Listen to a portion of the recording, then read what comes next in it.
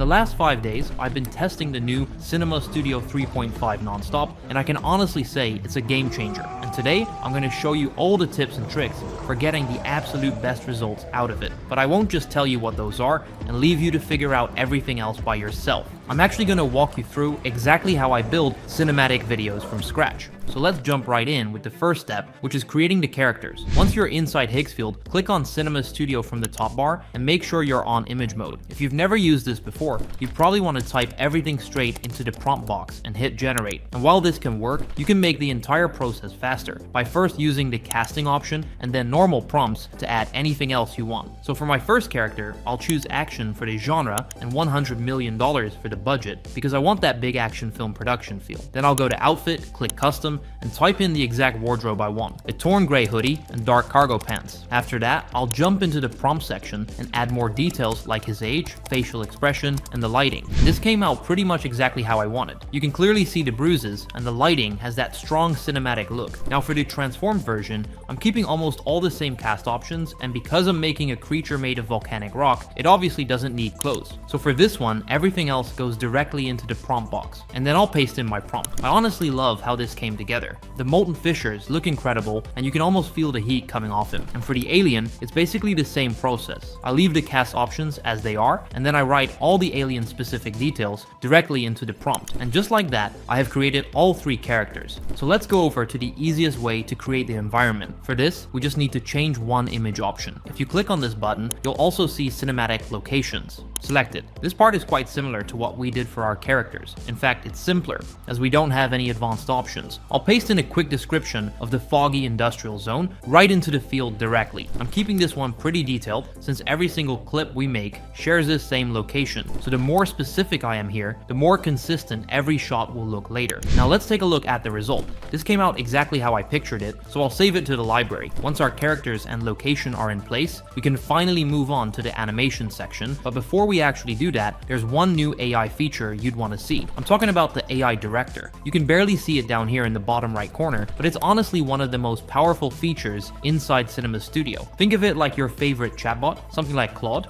but fully integrated into the platform. It can see your entire project and help you with settings, shot planning, and feedback whenever you need it. When people open it, the first thing they usually do is ask it something practical like, help me choose the best camera setup for this scene.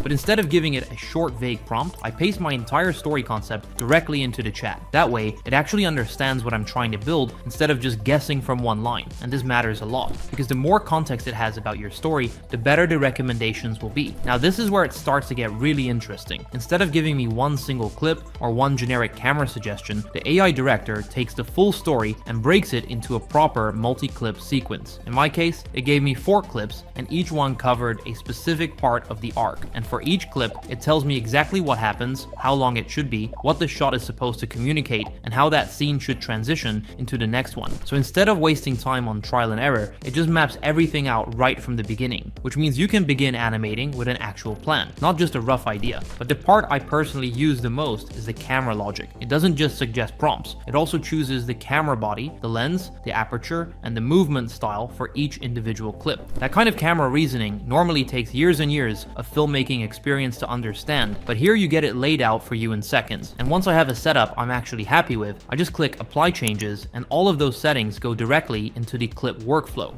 I don't need to manually copy prompts over, retype camera settings, or think about which aperture belongs to which shot. Everything is handled for me in one click. And honestly, the AI director is what I use whenever I'm not sure what to do with my scenes. However, I almost never leave its output as the final result. So let's go ahead and modify the shots the way we like them. For each scene, I just grab it from the AI director chat, press apply changes, and that automatically drops the prompt, genre, style, and camera into the video section for me. After that, I only need to handle the parts that are specific to that exact scene. So let's walk through all 4 clips together. For the first clip, I take scene 1 from the AI director chat and press apply changes. From there, the first thing I do is add the reference media. For this first clip, I need the man in human form, the alien, the industrial zone, and the transformed man, so I bring these 4 in from the element list. Then I click check eligibility to make sure all of them can work together inside the same shot. Once that's done, we can move to the prompt. You can keep what the AI director gave you or write your own from scratch or just tweak it a little. Personally, I like to write my own with Claude because it gives me more control over the action. So I'm pasting my own prompt, created with the help of Claude, but also using the scene created by Higgsfield. But no matter which route you take, the important thing is to tag the location and the characters. That way, the generation locks onto the exact elements you already put together for this story. The last thing I change manually is the emotion.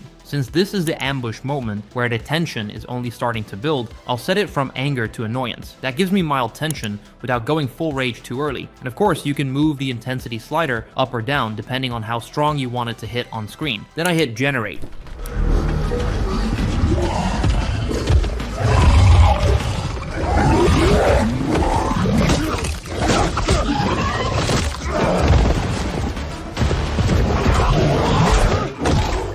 This first clip came out exactly how I imagined the opening should feel. You can tell the fight is about to break, but nothing has snapped yet. And before we move forward, there's one more thing you need to understand here, because this can save you a lot of credits. I'm talking about the resolution. The reason we generate everything at 720p instead of going straight to full resolution is simple. Every clip cost credits, and 1080p is way more expensive than 720p. Sometimes it's almost double the price for just one generation. So instead of paying that higher cost on every single clip, we keep the whole workflow at 720p and then upscale the final stitched video once at the very end.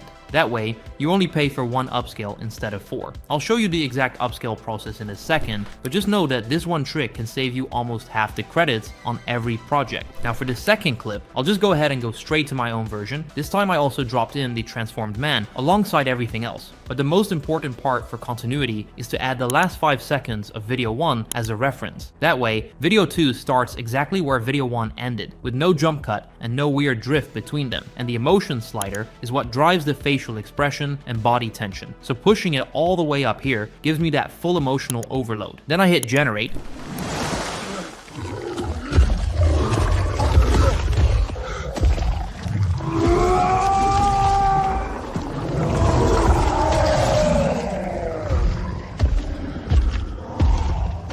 The way he turns around and starts to morph looks like a seamless transformation and has come out really clean. For the third clip, I paste in my own prompt and go through the exact same flow. I swap out the reference media so it only includes the transformed version, the alien, and the industrial zone, because at this point in the story, the human version is completely gone from the scene. Then I add the last 5 seconds of video 2 and then I hit generate.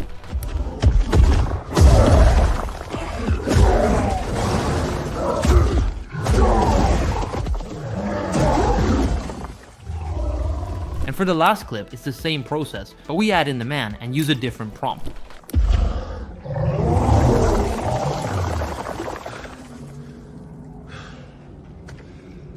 I really like how this last clip ties the whole story together. The reverse transformation feels earned, and the lighting in the final frame gives it that proper ending weight. And most importantly, every character shift across the 4 clips feels intentional instead of random, which is exactly what you want for a story like this. Now once all 4 clips are fully generated, I download them and bring them into CapCut. I line them up in order, and because each clip already starts where the last one ended, I don't really have to do a lot of editing, so I'll export them as a single file, and what you end up with is a continuous shot that feels like it was filmed as one piece. And just like that, all 4 clips are stitched together. Now the final step is to increase the visual quality, because it's currently set up at 720p.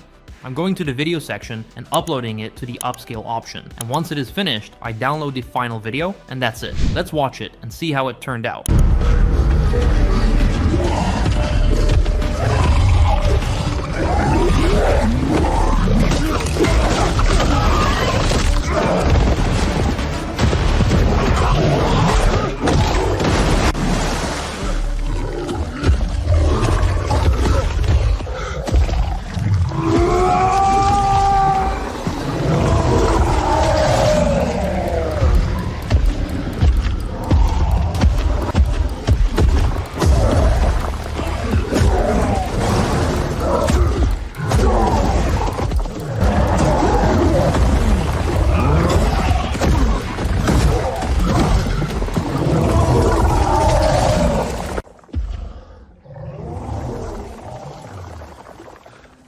my opinion, this looks extremely good, and on top of that, the whole workflow costs a fraction of what it used to. So if you want to combine all these tricks inside Cinema Studio 3.5 and become a master at it, I left a link in the description below where you can try it right now. Thanks for watching, and I'll see you in the next one.